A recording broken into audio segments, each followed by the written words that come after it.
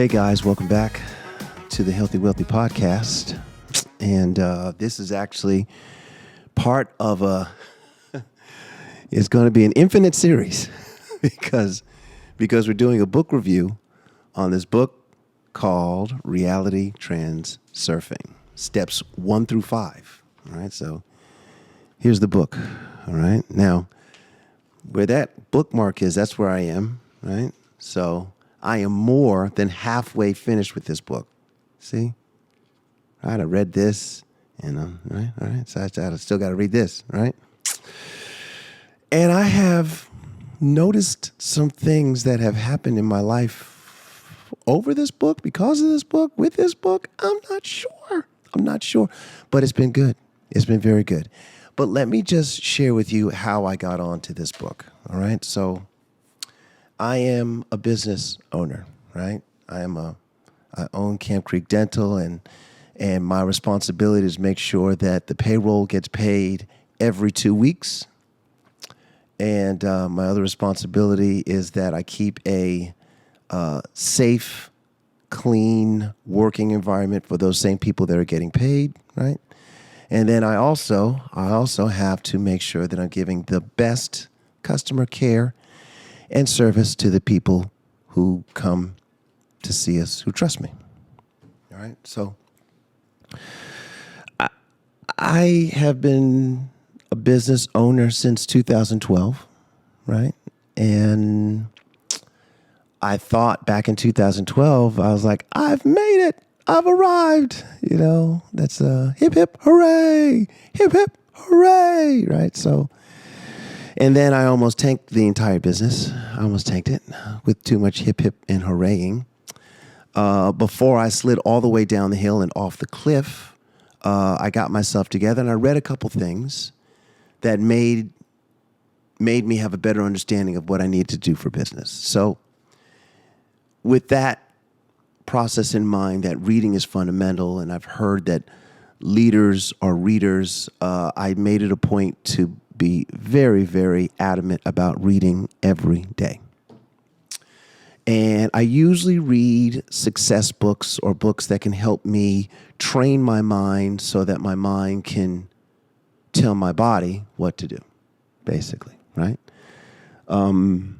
Deeper in the book, and now that I have a better understanding, I'm trying to get my mind and my heart to agree on the things that I say that I want so that I can make them manifest.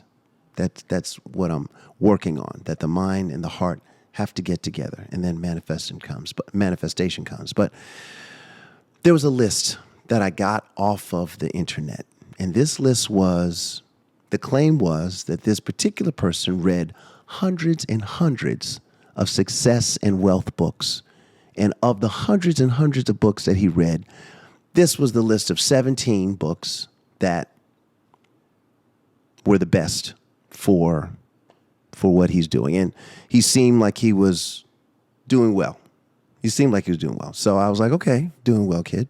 A European guy, young. I wish I had his name. If I find the video, I'm going to put it up somewhere. But it was some time ago, and I wrote the 17 book list down. Okay, so and I've spoken about this before. It's 1 through 17. So the books say 1 through 8 are like the books that you could make like at least $10,000 a month, having read those books. And then 8 through, say, 13, let's say. Those middle books, you're going to make $10,000 to $100,000 a month. And then the rest of the books, 14 through 17-ish, right?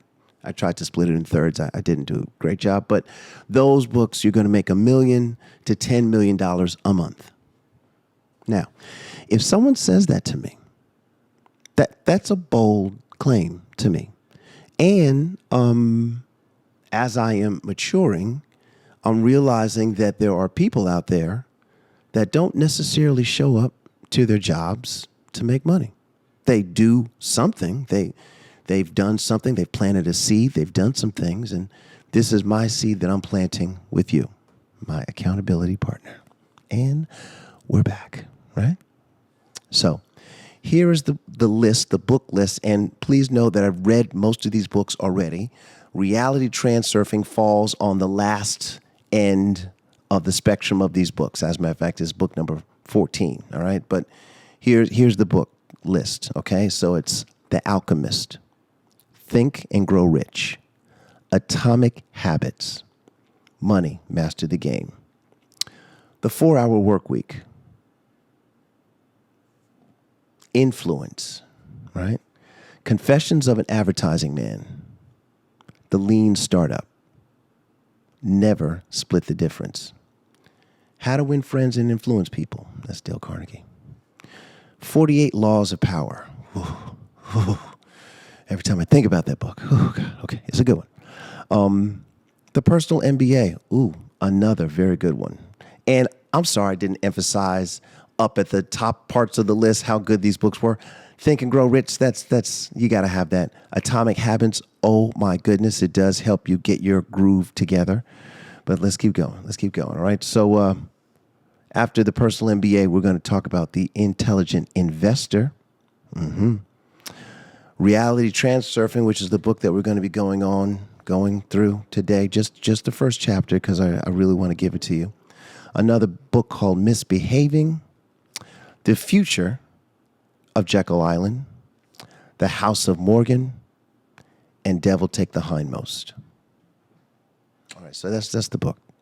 Now, when I got the list, I was like, this is good. And apparently I'm on the right path because I read most of these books, some of these books. I read parts of some of these books. I have these books. I own these books. I'm on the right path is what I was thinking because I'm a book guy also, right? But I went to Reality Transurfing because it wasn't the top end of the books, right? It was on the way to the end. And Reality Transurfing is, how can I describe it? It is absolutely one of those books that you have to be open-minded to get into, right? So I'm going to just start a little bit, okay? So everybody wants their life to be comfortable, abundant, free of illness and chaos. And yet, we often find that life has its own plan. And we can leave us feeling a little like a paper boat spinning around on life's turbulent waters. Now, I have definitely felt like that. I thought that there was, life just happens to you. I really thought that. And in life happening to you, you have to react, and you have to be agile enough to react when life happens and all that stuff. That's where I was. But I have since changed my point of view of that. And so basically, this foreword of the book is just saying it's not like that, guys. And this particular idea of transurfing is an idea that if you give it time, it will not only work, it will manifest the life that you are looking to lead. That's what it's saying. And I guess that is working. I guess then it only works. Okay. So, so that's what we want. All right. So we are talking about the alternatives model. All right. And each chapter is broken up into little tiny sections. And the way that I read this book is I go straight to, it has a chapter summary. I go to the chapter summary and then I look at all the headlines because it's almost like a textbook almost. And then I read, right? So the first part of the book, The Rustle of the Morning Stars, is he's just talking about some dreams that he had and how his dreams were kind of crappy. They weren't great dreams. And then one day he had a beautiful dream. But in the dream, he was thinking, I don't know life so well that I can have images that are this beautiful in my head. All right. And he had like an overseer person in his dream. And the overseer was just like, you're an idiot. And let me show you something. And basically what he shows him is that life is what you make it, that what you choose is the life that you lead, what you choose.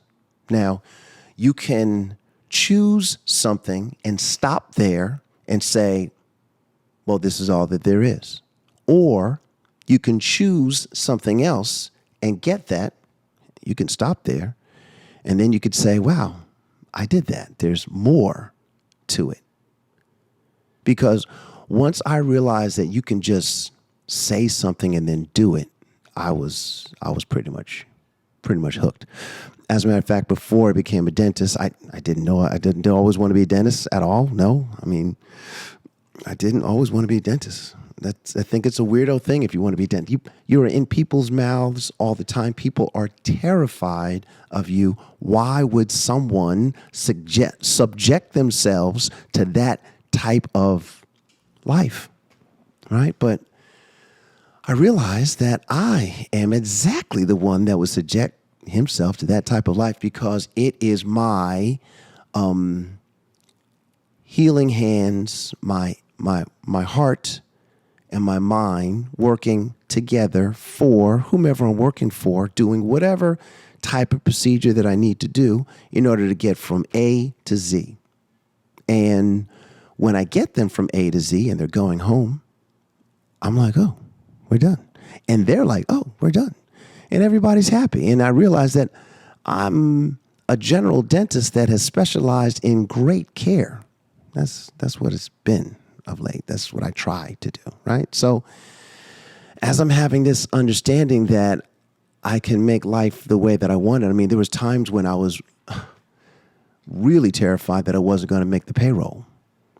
There were times that, oh my goodness, things just did not go the way that I wanted them to go on a procedure. And there was a time that my accountant was like, Doc, we're in trouble. And he was serious. And I said, oh, okay.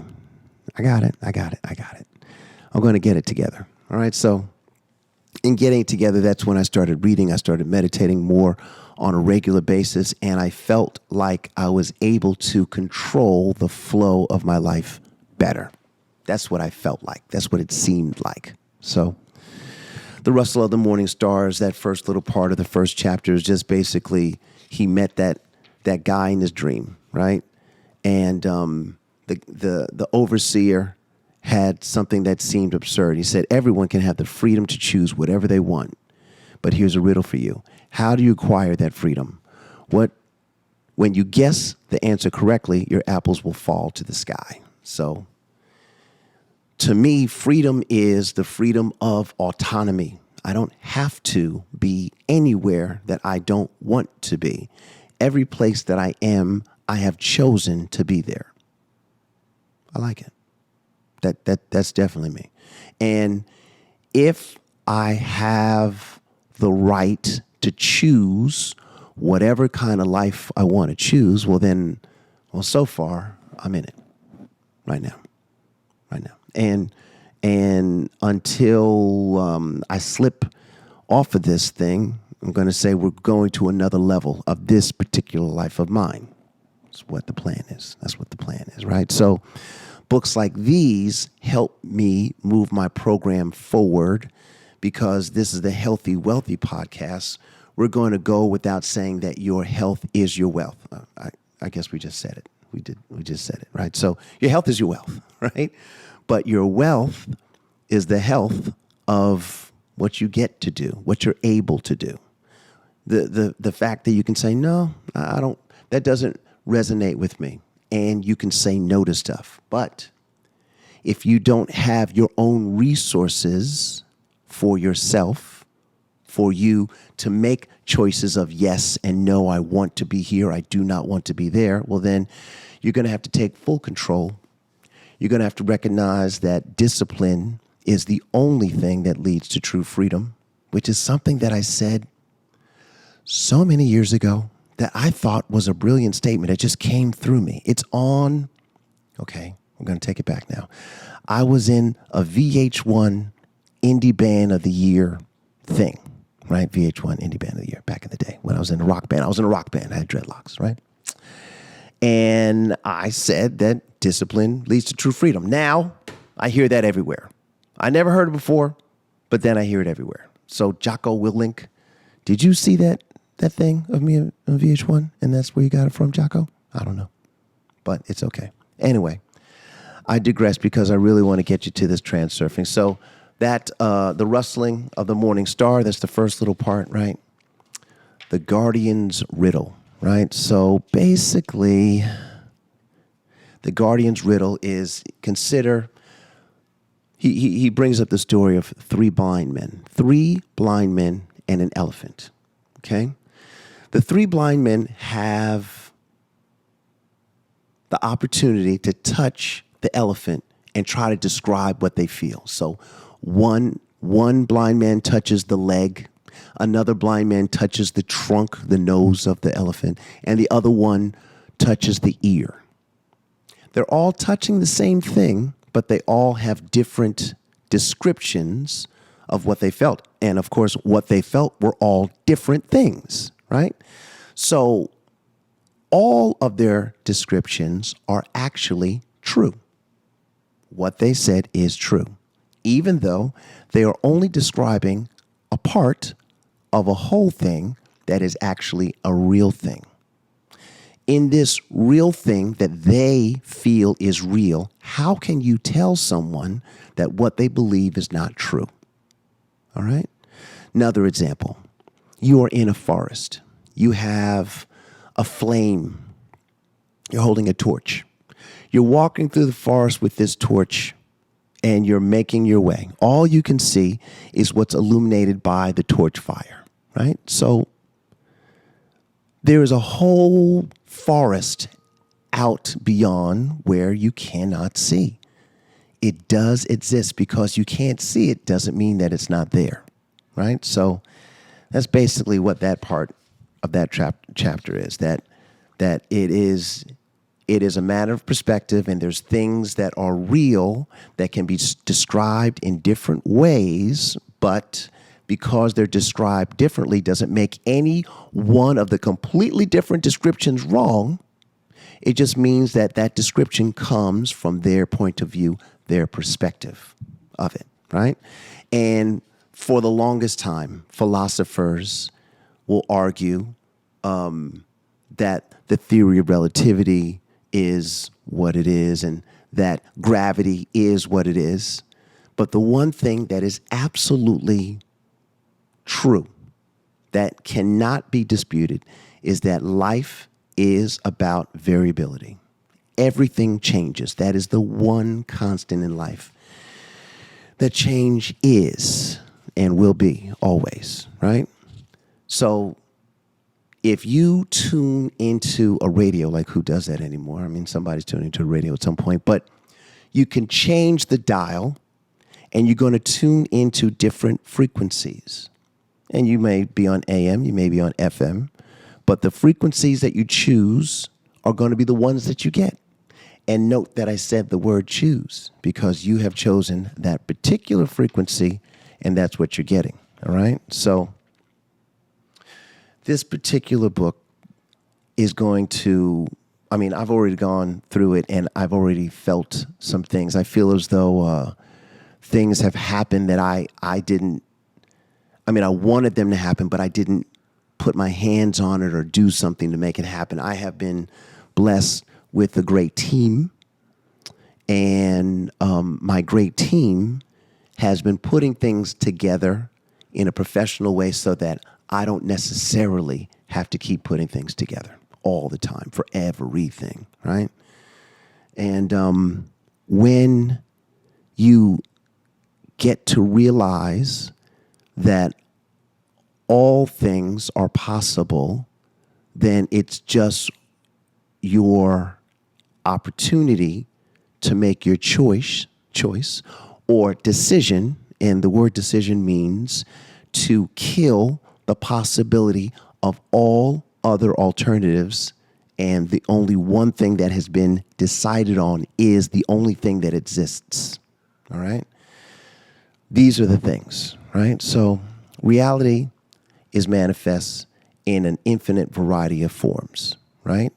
And this infinite variety of forms exists in this area that the author calls the alternative space.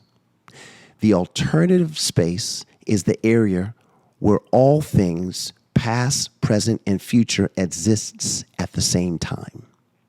And in this alternative space, which is based on a frequency/vibration, you can attune yourself to the reality that you want to experience. And then you can grab that from the alternative space and bring it into your manifest reality. That's what he said. And that seems to be what's happening. He described how it works, right? And this was a hard one-ish for me. This was a hard one, but I was like, okay, I'm going to try to explain it as I understand it. If water is going through a hose, let's call it a glass hose, and it's right in front of us. It's going from left to right, water, just clean spring water going through a tube, all right? When you make your thoughts manifest, it is like you have some freezing device on one part of the tube, and you're dragging the freezing device across the tube where the water's running from left to right, right? And for the purpose of this illustration, we're going to make sure that the freezing tube is going to go from left to right. As the freezing tube touches a part, it freezes that portion of the water. That frozen portion of the water is the reality that you wish made manifest. So as you move on, then that moment has happened and it's gone. That frozen part dethaws, it happened for you, and it keeps going. That's how I understand it. That's how I get it. And will this book actually make me $1 million to $10 million a month? I'm going to say yes. More than likely, yes. Yes. Because this is just the first part, but here's some more things, okay? Variability is the world's most fundamental quality. Any model of the universe represents just one manifestation of reality. Any branch of knowledge bases itself on one chosen aspect of manifestation of reality. So that's philosophers that have their point of view. That's the blind men that have their point of view. They're saying, it's this, and they're right, but it's still more to it. Still more to it, okay? How about this? Your choice is always realized. You always receive what you choose. Now, I have been criticized, maybe, that not everyone can do everything, right? So I would say that I do cryotherapy because cold therapy is good for your mitochondria, and that's a whole nother conversation.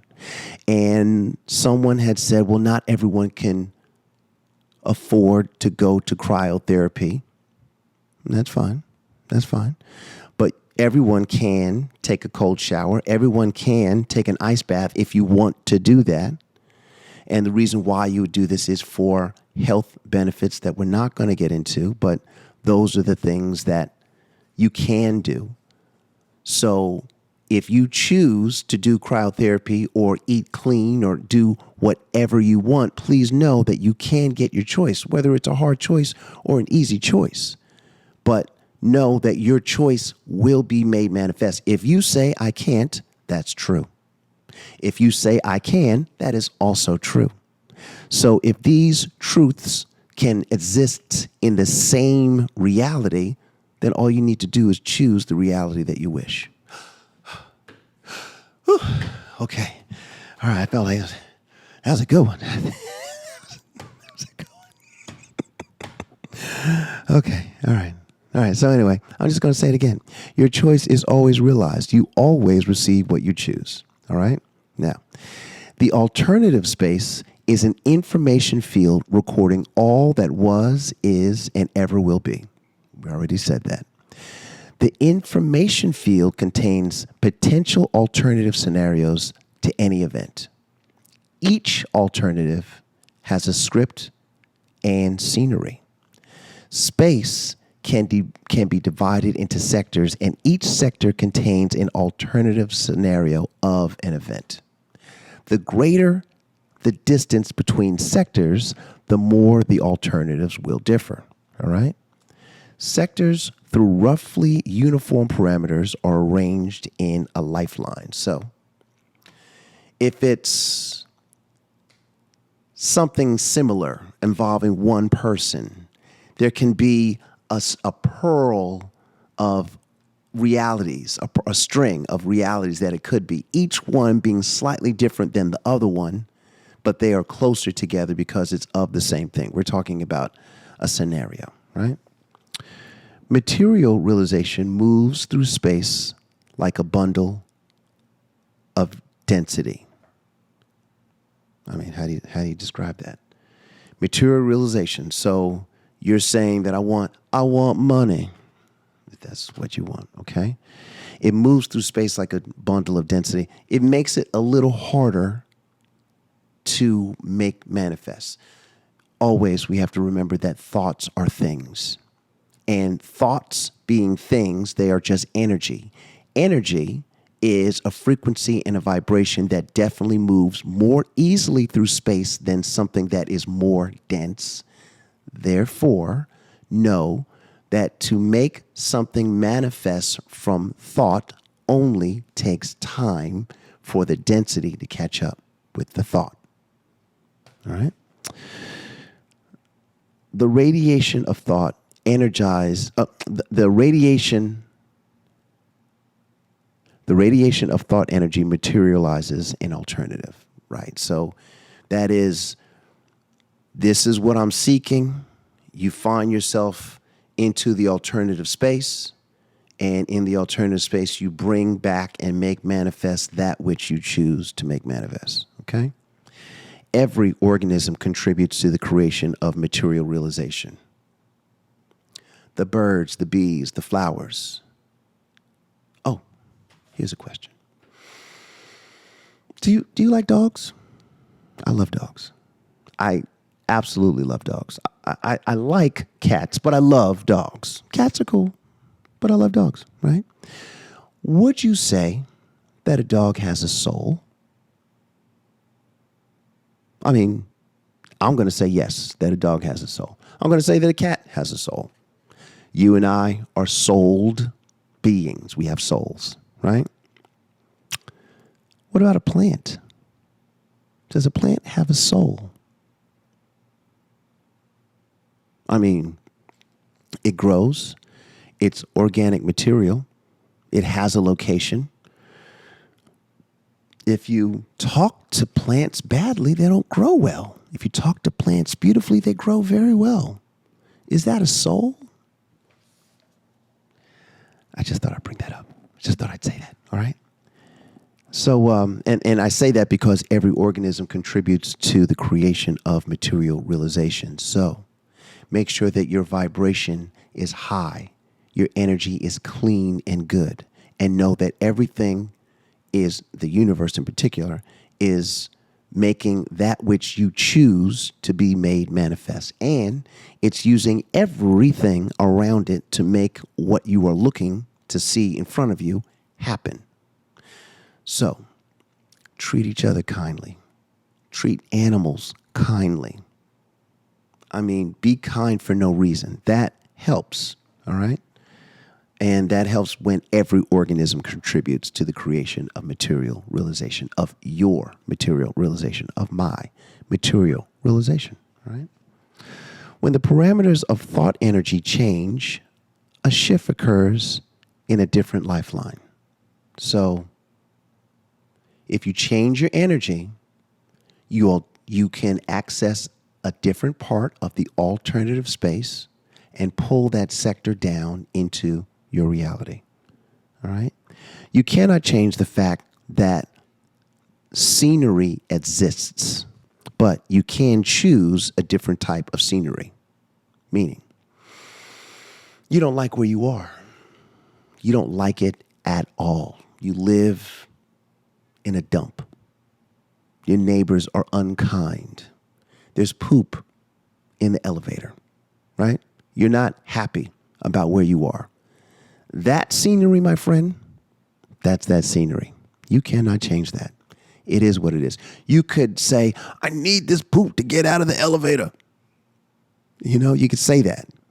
You could say, stop your dog from pooping in the elevator. You can say that. You can. You can't change it.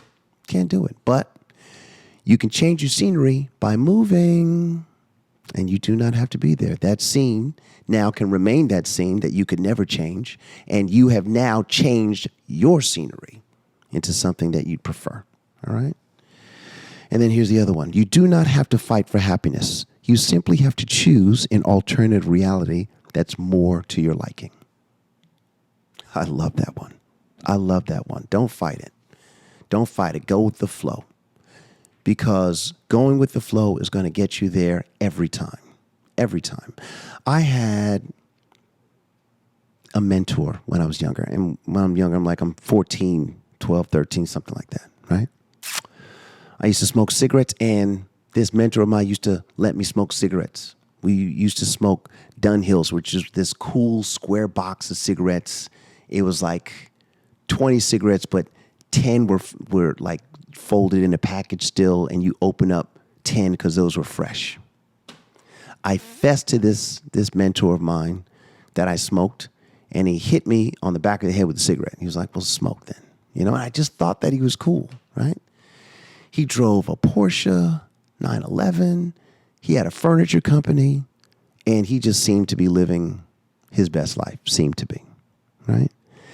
But he had suggested this book called Sanson, Art of War.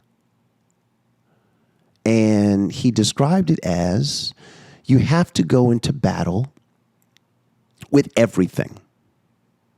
So if you pour a glass of water, the battle right there is to make sure that every drop of the water gets in the glass. And then after that, you have to make sure that the glass reaches your lips in a certain way, and you must win that war. I mean, it brings up cool things like when, know thyself and know thy enemy, victory is assured, right? When the enemy is many and you are few, then you have to fight in sneak attacks. Little things that they make sense. They make sense. But this mentor of mine, who's still alive, he's not faring well. His art of war was always a war. I can't fight all the time. I don't like to fight at all, actually. And his choice to fight all the time, I feel, led him to a life of fighting. And he is the example that I use of don't do that. Don't be like that. Okay? The Porsche went away. The furniture store went away. Everything went to hell, basically, with this guy. And he kept saying, I'm going to fight, I'm going to fight, I'm fighting. And he's still fighting in like his 80s now. And I took that example as don't do that. And my dad became number one on my list. And now here we are talking about Reality Transurfing, Chapter 1. It's almost like Moby Dick, Call Me Ishmael, something like that, right? So that's just Chapter 1, Reality Transurfing, all right? That an alternative space exists. You can access this alternative space in a certain way. To me, this particular book is the way Think and Grow Rich works, because you are in a high vibration. You have determined what your ultimate purpose is. You keep your life pointing in the direction of your purpose. As a matter of fact, every book that I've read says that you need to define what you are doing here. Why are you here? Once you figure out why you're here, then everything else is easy. In dental school, I mean, I guess it was hard. It was hard. It was so hard, okay? But the one thing that kept me going 24 hours of no sleep, 48 hours of no sleep. Study, study, study, study. Take the tests. Study, study, study. There's another test, right? The one thing that kept me going was that I knew that if I pass this test, I won't have to take that test again. And all I have to do is get ready for the next test. All I had to do was pass all the tests. Like dental school was so much easier than rock and roll because I never knew when the wind was going to take me up or take me down in rock and roll. But in dentistry, at least in school, I was like, well, all I got to do is this and just keep doing this until you've done all of the thises. And there's no more this to do. And now it's that. You did that. And I'm here. I definitely had a vision of what my office would look like, my private office, my actual office. And I definitely spent some funds immediately to make sure that I would not be moaning about missing something. I wish I had this, or if I had just chosen that. I did none of that. My office is exactly the way that I want my office to be, and I wanted my office to be before having an office or knowing anything about anything. All I knew was that I had work to do. I had to be an example for my daughter because before dental school, I was a rock star, and I was putting up posters in the middle of the night in the hood all around the Southeast. It paid about $25 an hour. And my daughter came into this world, and I was thinking, what am I going to show her? How am I going to say something to her and not be the things that I am saying? So her birth was my call, my purpose to guide her and be an example of a good, productive member of society. That's what I wanted to be. And I wanted to be her example. And she seems like she's doing pretty good to me. I can hang with her. We eat dinner, enjoy, we laugh, we talk about everything. And and she's graduating soon at the time of this recording. And she wants to go to dental school. Surprise, surprise. Right? So I want her to go to dental school. I want her to get a great education. I do want her to be able to lay hands and help people. But I'm going to say that there is still more to the story. So you, my accountability partner, are helping me create the part of the story that I haven't seen yet. Now, I know what the object is. The object is to be more of a greater light, brilliant example for my child who will be a dentist so that she can be a dentist and then do other things on top of that. That is what my new partial purpose is, to make sure that she can see something and say, oh, I could do this and I could do that. And I don't know if I'm letting her be lazy by just, hey, baby, just follow me. Just follow this. But I do know whatever this is, it's going to be something good. It's going to be something positive. It's going to be in a upward direction. And if she's looking up, she could look up at me. That's the thought. That's what we go for, because children change you. They could change you for the worst, or they could change you for the better. I'd like to think that mine changed me for the better. And in school, she was the reason. I mean, the office and the pretty, all of that stuff was a material thing that I needed to see. But being her father, a good father, was absolutely my purpose once she was born. And I realized that I can no longer be a man-child, which is actually heartbreaking for all man-children, okay? Because you just want to go back to sleep. You just want comfort. You want it to be cozy and no stress, and it's all good. And it's not far from that. The reality is not far from that. But you do have to get up. You do have to do something. I mean, I'm saying that you have to. I think you have to. It seems like people have. And when I say people, I'm going to say names. Now, whether you like these names or not, all I know is that these are people that get up, get out, do stuff, right? But they don't get up, get out, and do stuff like everybody else. And now here are the names: Elon Musk, Oprah Winfrey, Bill Gates, Warren Buffett. Those names right there, those people right there. Now, I don't know the African billionaires, but them too. All right? They get up, they get out, they do stuff, but they do it differently. They've learned how to multiply their time, because really, I am looking to buy more time. I'm looking to buy my freedom. And in buying my more time, buying my more freedom, I can help way more people. I can do way more things that are fun. I can eat foods in more exotic places because I have learned to make my life the way that I say it's going to be.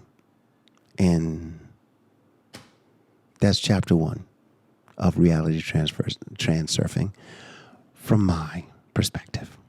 All right? So, thanks, guys, for listening. Please like and subscribe. Please send this video or any other video to someone that you love, someone who you feel could use this information, because this channel, this space that I'm coming from, particularly when I'm talking about my health and wellness stuff, is only to optimize the human condition so that humans can be more productive, can be happier, healthier, because I see sick people every day. And I feel that they are not given the information that they should be given in order to make themselves well. As a matter of fact, I feel as though their minds are poisoned with limitations from their medical information source.